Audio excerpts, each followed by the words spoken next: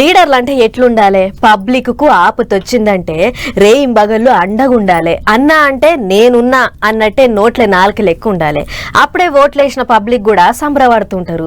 మరి నాయన కాడ నుంచి నేర్చుకుండో లేకుంటే తాత కాడ నుంచి ఇది వచ్చిందో తెలియదు గాని ఎవరికి ఏ ఆపతొచ్చినా నేనున్నా అన్నట్టే ఆసరైతుండు ఏపీ మంత్రి లోకేశం బాబు. అవి అట్లనే ఎప్పుడు ఎంబడే ఉండేటి ఓ కార్యకర్త జీవి తీసుకుండని మస్తు రంది పడుకుంటా ట్విట్టర్ గూట్లో ఏవో రాసుకొచ్చిండు. గదేందో చూద్దాం పార్రి.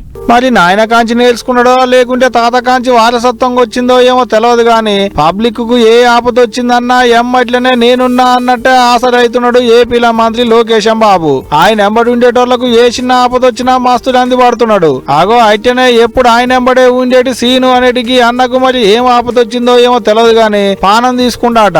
ఇక ముచ్చటగానే బాధ అనిపించినట్టున్నది లోకేశం బాబుకు. అందుకనే కడుపులున్న బాధనంతా ట్విట్టర్ గుట్లే రాసుకొచ్చిండు. అన్నా అన్నా అనుకుంటా ఎప్పుడు ఎంబడే తిరిగేటోని ఉండే ఎవరికి ఆపతున్నా ఊరికేటోనివి. నీకు ఆపద వస్తే నీ అన్న వంటి నాకు చెప్పొద్దా? అన్నా నాకు ఆపతుందంటే నేను నీకు సాయం కాకపోయేటోని నా తమ్మి అనుకుంటా రాసుకొచ్చిండు. అంతేకాదు నువ్వు ఉన్నా లేకున్నా నీ ఇంటోళ్లకు ఏ ఆపతున్నా మేము ఎప్పుడు అండగానే ఉంటాం అన్నట్టే రాసిండు. ఇది ఒకటే కాదు ఎవరికి ఏ ఆపద వచ్చినా మన ఆపద అన్నట్టే తీసుకోవాలి.